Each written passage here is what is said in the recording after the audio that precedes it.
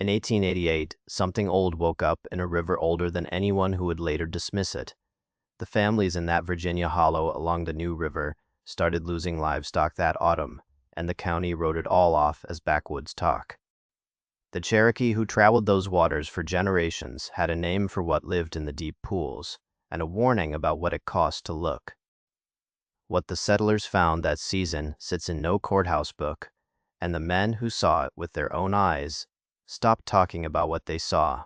We're going down into that bend of the river to pull back what got left out, and to ask why the land keeps a story the paperwork let go.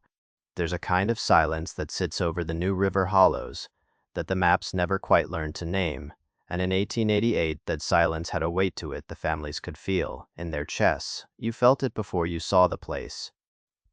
The hollow we're walking into ran narrow along the river in southwest Virginia, where the water slows into deep green pools before bending north toward the mountains.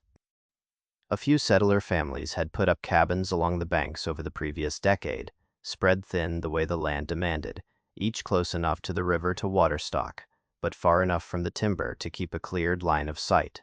There were no paved roads, no telegraph wire, no county presence worth naming past the store post half a day's ride east, and the river was the only road that mattered, older than any of them guessed.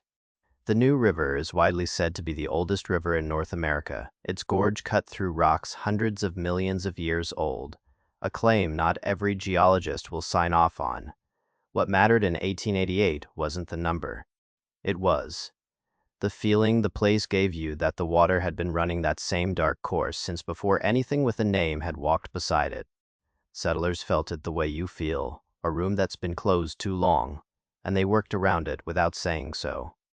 The Cherokee, who had traveled those waters for generations, knew the feeling as something older and more specific, and they had names for the places along it the settlers never learned to use, and the hollow sat on the edge of two kinds of memory, one written down and one carried in the mouth. The first sign came in early autumn, before the leaves had turned, when a yearling vanished from a riverside pen that should have held it. Nothing should have gotten past that pen. There was no blood and no broken fence, no tracks a man could read in the hard ground, only a smear of mud down the bank, and a stink like old water left standing too long in a barrel. Webb was the farmer who owned the yearling, and he walked the bank for an hour and found nothing the river was willing to give back. He told two neighbors and then stopped telling people because the telling made it sound worse than the losing.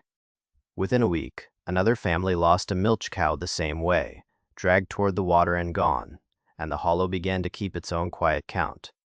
This is where the story starts to pull in two directions, and we have to hold both of them at once. On one side, there are the things the families said happened to them. That autumn passed down hollow to hollow until they reached us as fragments. On the other side, there's the single county file that survived, which calls the whole business superstition and moves on. The gap between those two is where we're going to spend the next while, because what filled that gap is the part the records refuse to hold. Something was taking livestock off the banks of the New River in 1888. The first question is whether anyone was ever going to be allowed to call it what it was. Hiram Cole was the man the losses hit hardest, and the man who could least afford to let the question go.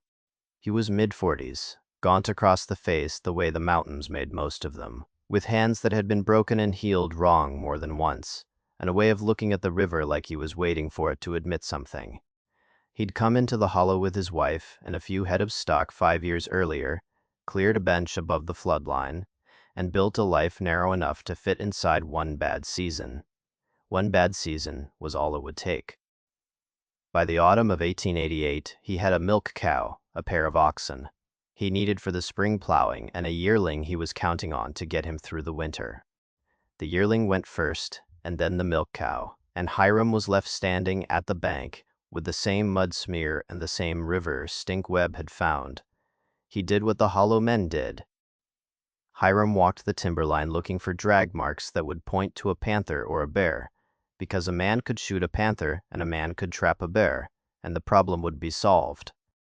The marks he found pointed the wrong way, down toward the deep pool where the current slowed. Not up, into the ridge where the predators lived. A bear doesn't drag a cow into the river, and a panther doesn't leave the water stinking of silt and something older than silt, and Hiram knew this well enough to stop pretending the ordinary answers fit. He sat on the bank for a long time that evening, watching the deep pool go dark, and the feeling that came over him was the kind you don't name out loud, because naming it makes it real. The losses spread through the hollow, the way a fever spreads through a family that sleeps in one room. Webb lost another pig. A man farther down the bend lost a mule colt, and the colt was big enough that whatever took it had to be strong, or numerous, or something the hollow had no word for yet. Men began to compare notes in low voices at the store post, standing a little apart from the women and the children, passing the details the way you pass a live coal. They agreed on the waterward drag, the stink, the absence of blood, and the deep pool, where everything seemed to end.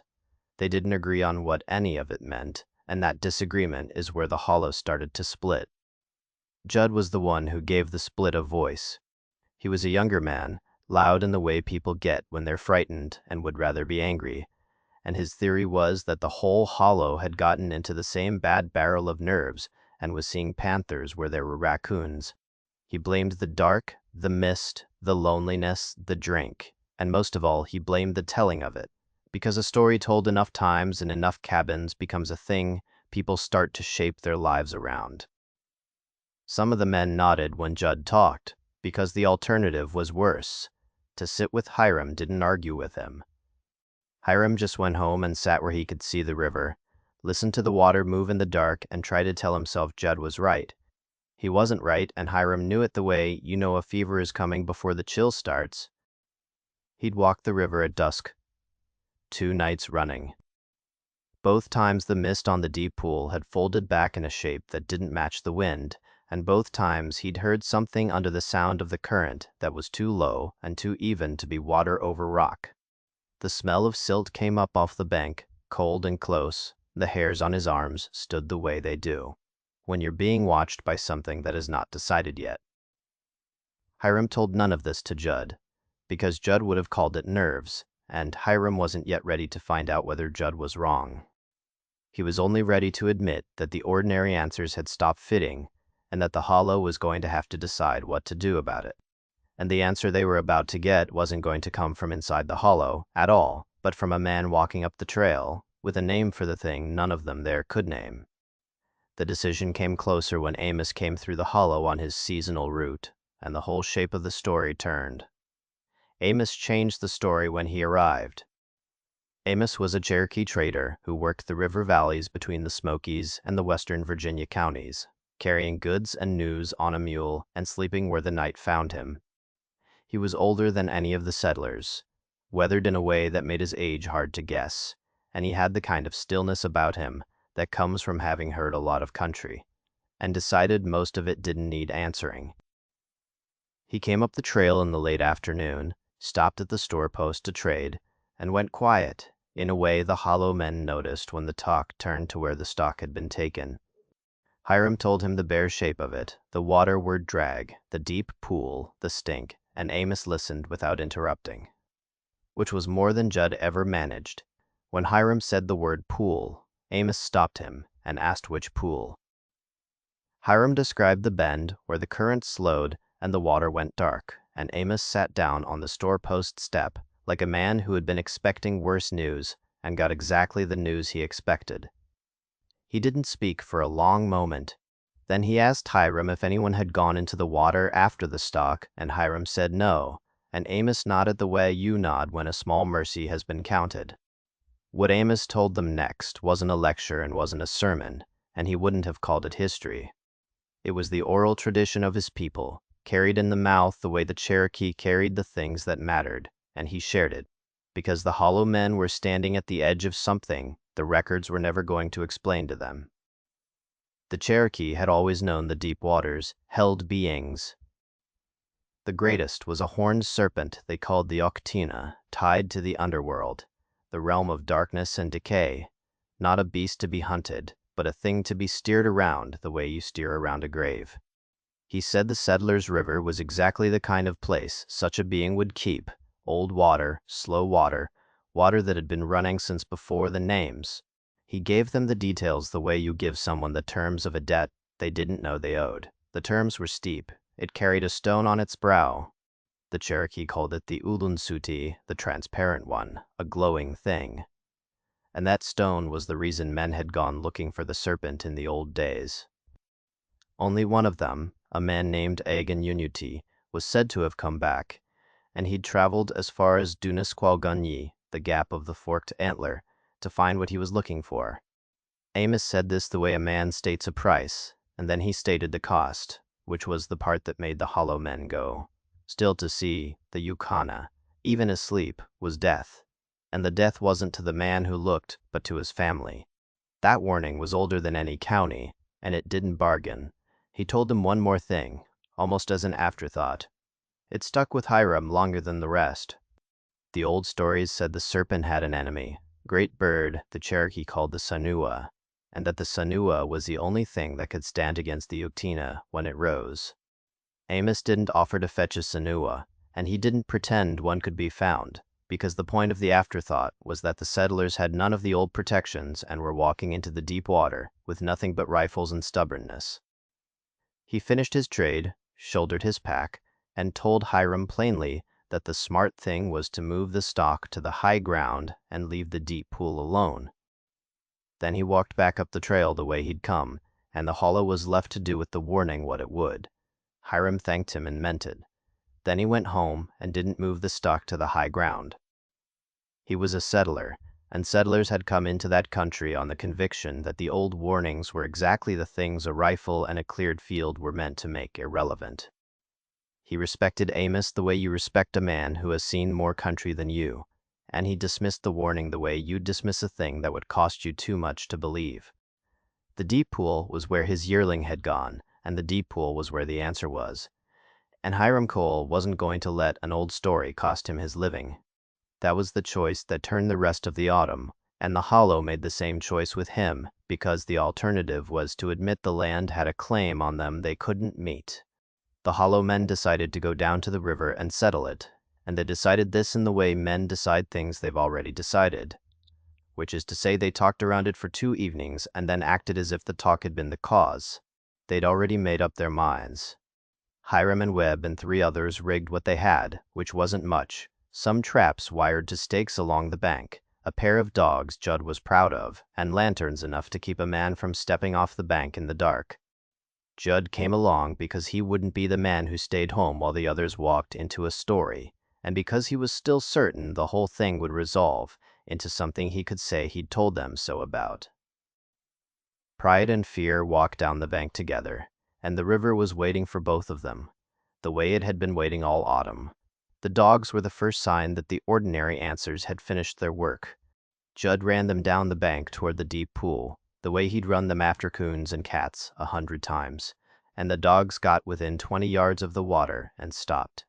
They didn't balk the way a dog balks at a snake, which is loud and dramatic. They stopped the way an animal stops when something behind its training takes over, ears flat, tails down, and they wouldn't go forward for voice or for the stick.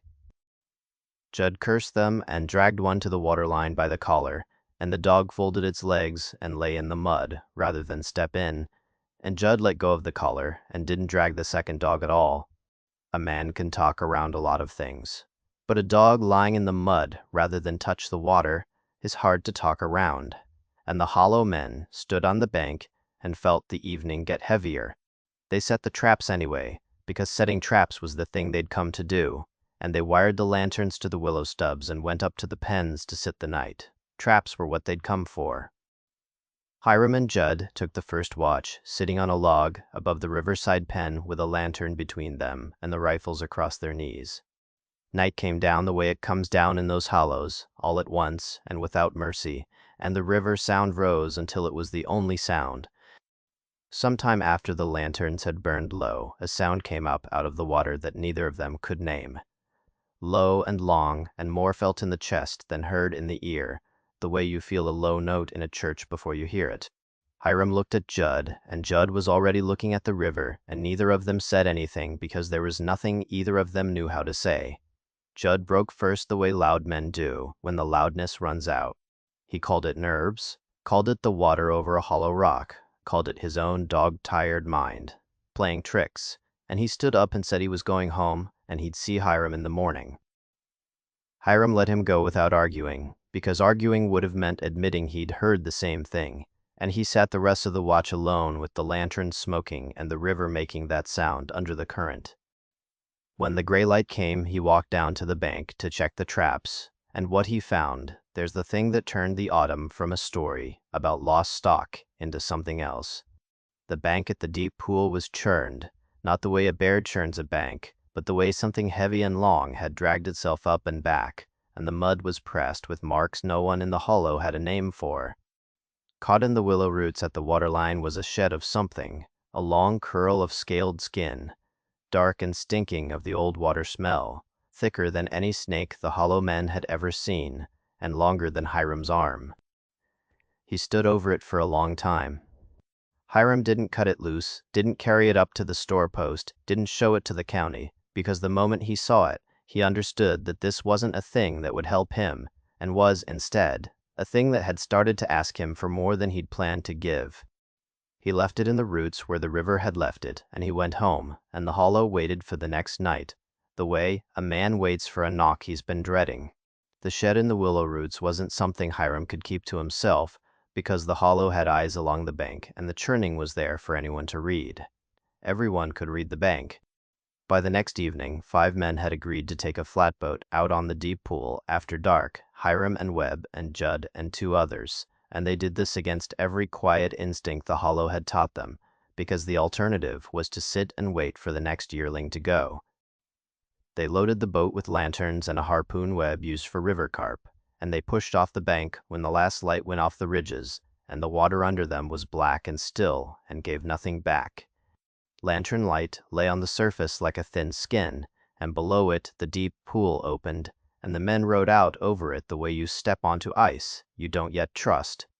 They drifted at the bend where the current slowed, holding the boat with the oars, and for a long time there was nothing but the creak of the wood and the cold coming up off the water. The water there was supposed to be still.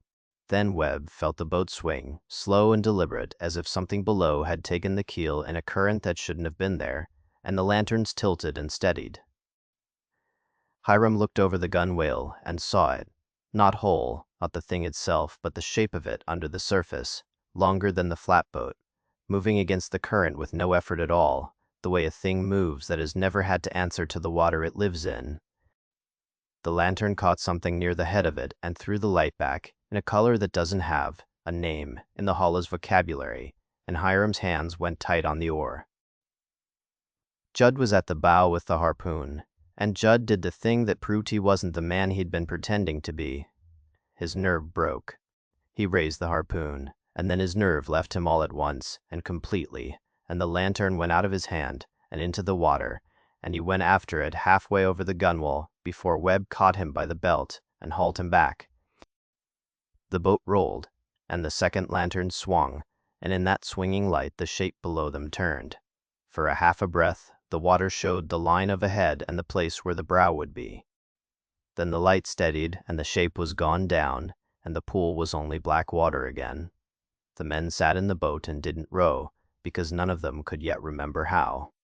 They got to shore in silence, and they walked up the bank in silence, and the silence held all the way to the store post before Judd broke it.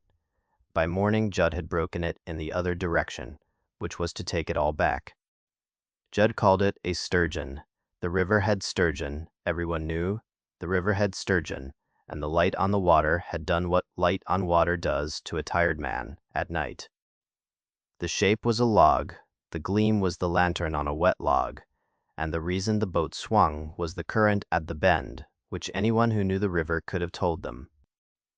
He said all of this loudly and to anyone who'd listen. And the men who'd been in the boat didn't contradict him, because contradicting him would have meant saying what they'd seen, and none of them was ready to say it yet. Hiram didn't argue with Judd, and that was the part that should have scared the hollow more than the sound in the night. The silence was the scary part. He'd argued with Judd about everything all autumn, about the panther, about the dogs, about the watch, and now he said nothing. Hiram knew what he'd seen, and he knew the gleam near the head was the thing Amos had warned him about. He knew that saying so out loud was the first step onto the ground the warning had priced. He went home and sat where he could see the river, and the hollow went about its day, and the gap between what had happened on the water and what was being said about it opened a little wider. The next thing that came up the trail wasn't a trader and wasn't a neighbor, and it was the thing that would try to close that gap for good by writing it shut. What came up the trail was a man named Pell, a county correspondent who wrote up the doings of the outlying communities for the paper at the county seat, and he'd caught the edge of the livestock talk at the store post from a man who'd come in for nails. Pell was the record before the record was written, the first draft of what the courthouse would eventually keep, and he rode into the hollow with a notebook and the settled patience of a man who already knew what kind of story he was going to file. The story was already written in his head. He wasn't cruel about it, and that was almost worse because cruelty would have meant he thought the hollow mattered enough to bother with. He simply assumed the livestock panic was the kind of thing isolated communities produced when the evenings got long and the work got thin, and he'd come to confirm it so the county could put it behind them. Hiram took him to the bank because Hiram still believed at that point that showing a man the evidence was the same as making him see it, and this is the moment where the story turns on the difference between those two things. Showing isn't the same as seeing. The churning was still there in the mud, the marks no one had a name for, and the shed was still caught in the willow roots where Hiram had left it. Pell walked the bank, looked at the mud, looked at the roots, took the shed in his hands and turned it over, and the whole time his face had the expression of a man doing arithmetic he already knew the answer to. He asked 2 questions, both shaped to produce the answer he wanted, and he wrote something in the notebook and closed it. And that was the extent of the county's investigation of the New River Hollow in 1888. Pell's reading of the shed was that it was the skin of a common water snake, stretched and curled by the current until it looked larger than it was, which is the kind of explanation that's true enough in the general case to be useless in the specific one. He called it a stretched skin. His reading of the churning was that a bear or a hog had worked the bank after the rains. His reading of the lost stock was that the hollow had lost a few animals to ordinary predators, and then told itself a story about it. The autumn was long, and the company was thin. He took no sample of the shed, measured nothing, didn't walk down to the deep pool, and didn't ask to speak to the men who'd been in the boat, because they'd already stopped saying anything useful, and Pell wasn't the kind of correspondent who went looking for what people had decided to stop saying. The hardest part to sit with is that Pell wasn't entirely wrong about any of it, because a stretched water snake skin and a churned bank and a few lost animals are exactly the materials that ordinary explanations are made from. The problem is that ordinary explanations are also the materials a record is built out of when no one bothers to keep the piece that doesn't fit. No one in the hollow had kept the shed, no one had measured it, and no one had preserved the marks. And so the thing that didn't fit simply ceased to exist as far as the county was concerned. That's how a myth gets made, and it isn't always made by lying.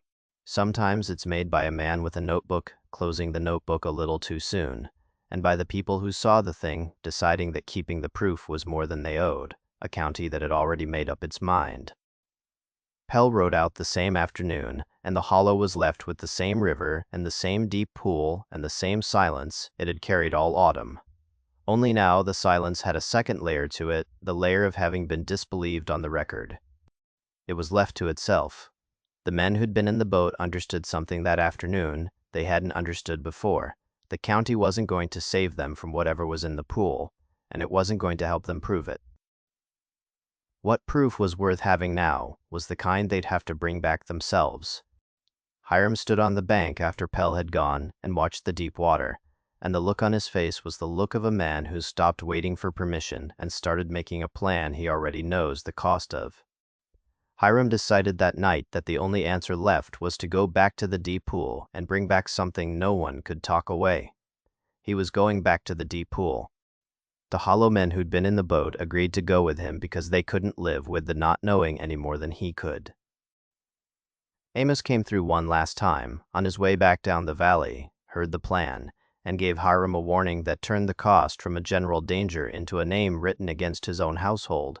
Hiram thanked him and went to rig the boat anyway, and the autumn tilted toward the deep water and began to slide. They rigged a bigger boat than the first night, a scow Webb kept for hauling timber across the upper bends, and they loaded it with torches and a harpoon, fitted with a line and a hand winch, and rope enough to hold a steer. There were 4 of them, Hiram and Webb and Judd, and a man named Kurt who'd lost the mule colt and had stopped talking almost entirely since the night on the flatboat. Kurt had barely spoken since. They pushed off at the dead hour, the hour after midnight when the hollow is at its lowest and the river is at its blackest, and the deep pool took them in as if it had been holding a place. Torches threw a hard orange ring on the water, and outside the ring the dark was total, and the men rode into it the way you walk into a room you've been told not to enter, with your shoulders up and your breath held, and the door closing behind you. The river was different in that bend at the dead hour, and the difference was the first thing that went wrong. The current, which had always run slow there, seemed to reverse, and the scow began to slide toward the center of the pool, as if the water had changed its mind about which way it wanted to go. Webb dug in with the oar and got nothing. Kurt dug in and got nothing, and the boat moved toward the deep water with the steady patience of a thing being taken. Then the harpoon line, which was coiled on the bow, twitched and ran, and the winch spun. And Webb grabbed it, and the line burned through his gloves, and he held it because letting go was worse than holding. Something had come up under them and taken the harpoon that wasn't yet thrown, or the line had fouled on something below that was now moving, and the difference between those 2 things had stopped mattering. Kurt went over the gunwale up to his ribs before anyone caught him, hauled partway by something that had come up under the scow and taken the boat's motion for its own, and his face in the torchlight was the face of a man who's understood exactly what's under him. Hiram and Judd caught him by the arms and hauled, and the boat tipped, and the torches guttered, and for a long second the scow was half swamped and the river was in it. They got Kurt back over the side, and he lay on the bottom boards, breathing in the hard, short way a man breathes when his body has decided to live, whether his mind agrees or not. The line was still running. Webb clamped it to the winch, and the winch screamed and held, and the scow swung broadside to the current, and the 4 of them were pulled in a slow arc across the pool by something on the other end of the line that wasn't tired yet. This was the survival counter, the moment where the night stops being a hunt and becomes the question of whether anyone gets back to the bank, and the answer to that question wasn't yet given. No one had the answer yet. The boat was taking water, Kurt was hurt, and the thing on the line was circling the pool with the scow in tow, the way a man circles a post with a halter, and the torches were burning down to the splinters that hold the pitch. Webb's hands were torn open on the line, and he held it anyway, because letting the line go meant letting the thing go free under a half-swamped boat, and holding it meant being dragged until the boat went, or the thing did.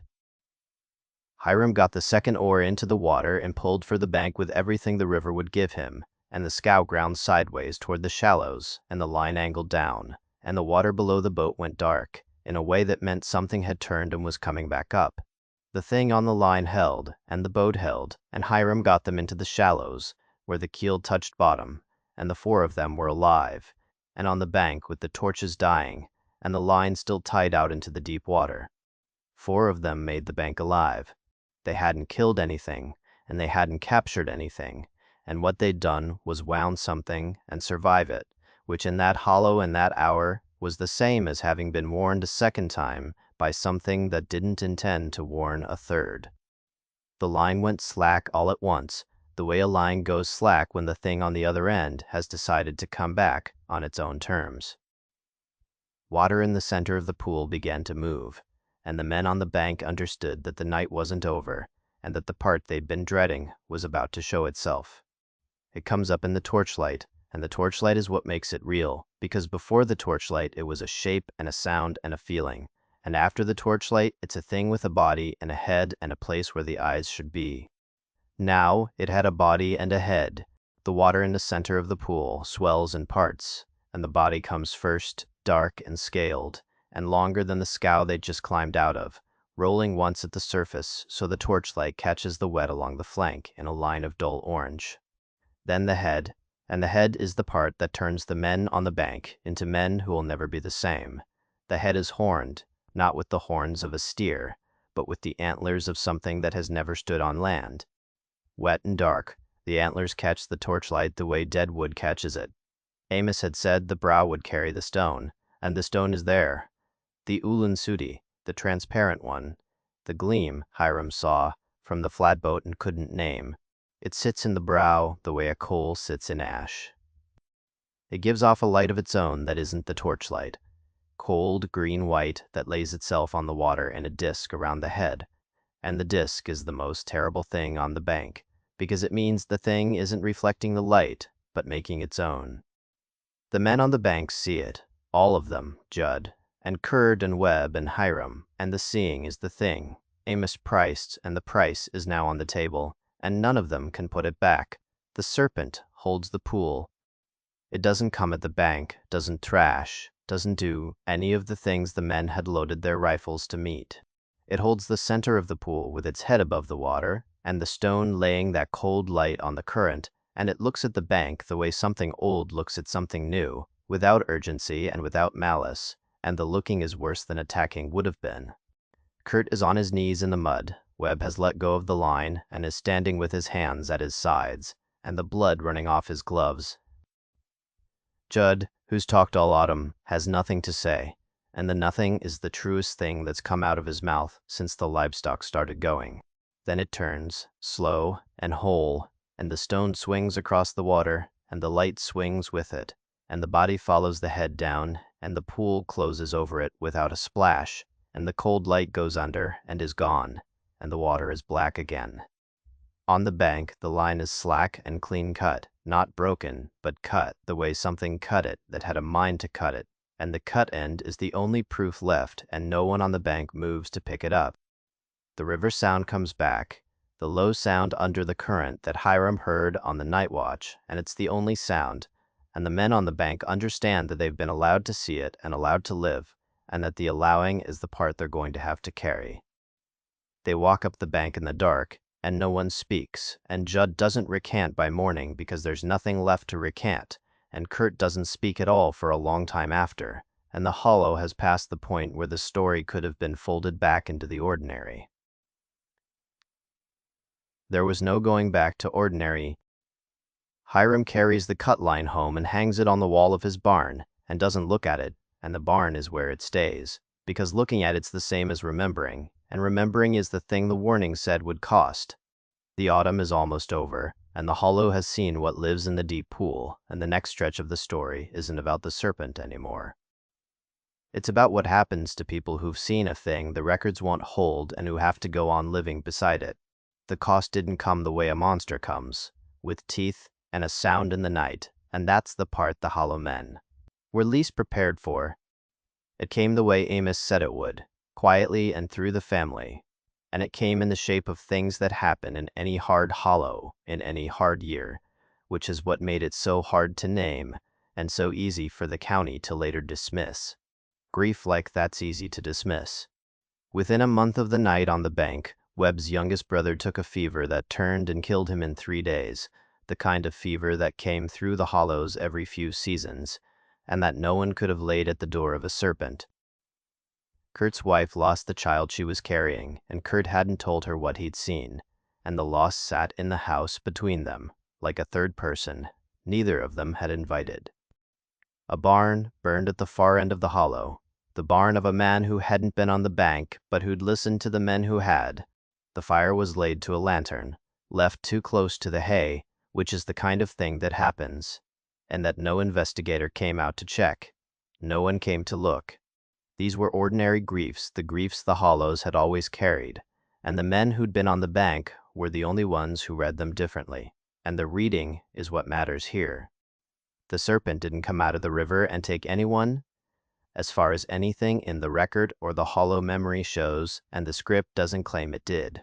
What the script can say is that the men who'd seen it came to believe it had reached them through their families, and that the believing is what broke the hollow, whether the reaching was real or not. Hiram held out the longest because Hiram was the strongest and the most stubborn and the most committed to the idea that a man could see a thing and keep on living the life he'd lived before it. He moved the stock to the high ridge the morning after the night on the bank, the very thing Amos had told him to do months earlier, and for a few weeks he kept the pattern of a man who's absorbed a shock and is going to carry on. Then the small things started, the way small things do. Hiram stopped going down to the river, for any reason, even to water the stock, and he rigged a trough from the spring above the bench so he wouldn't have to. He stopped sitting where he could see the bend, the barn where the cut line hung. He locked it, and then he stopped going into the barn at all.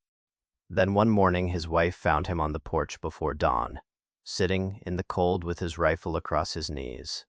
She understood that something had finished in him that the rest of the hollow was still pretending was only tired. Hiram left the hollow before the winter was out, and he didn't leave the way a man leaves for opportunity, with a plan and a forward look and a hand raised to the neighbors. This wasn't a man leaving for opportunity.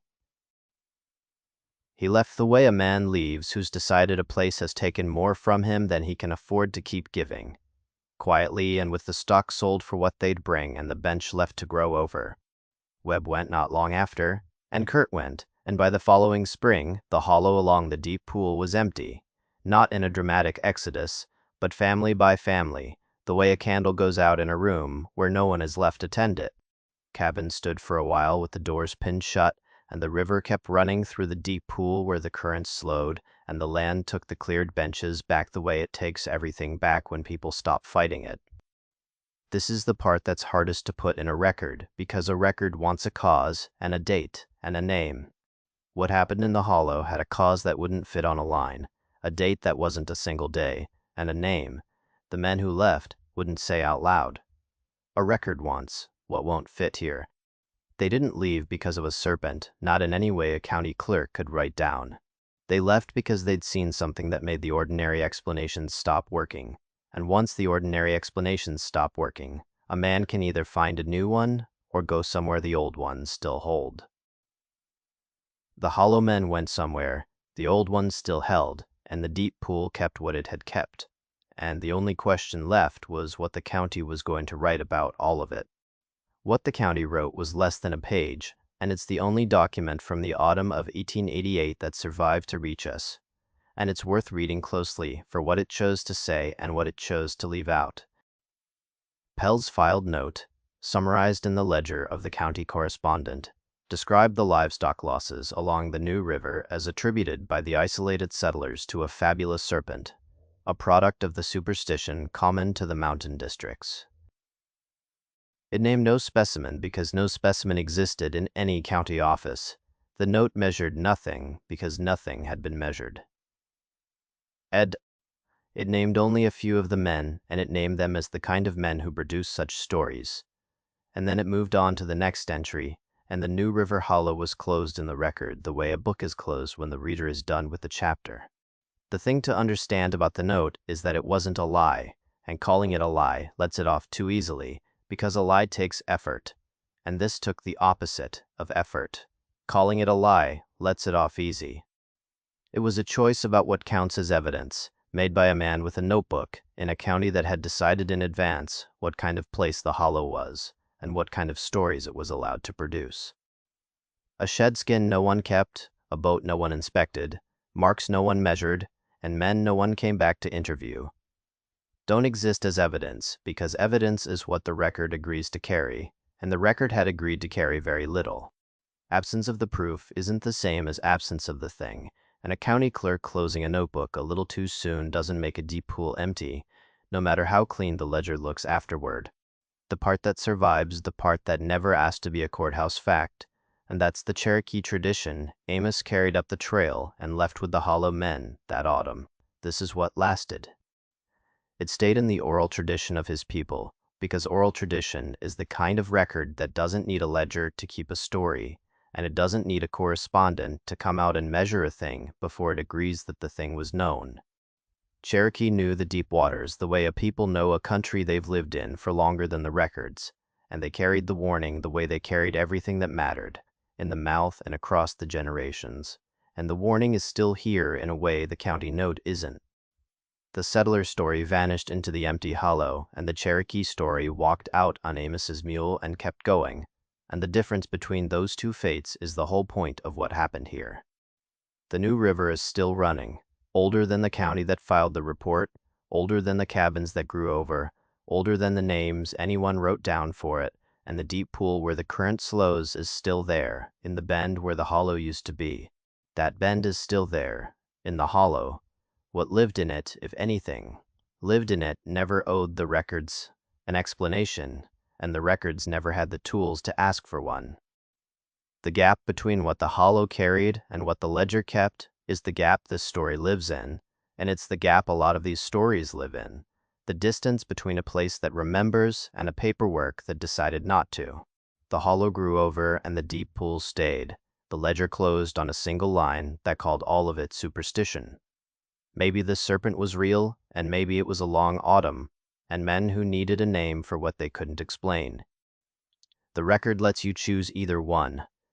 If you want more stories, the paperwork tried to close, subscribe, and we'll keep pulling them back out of the dark.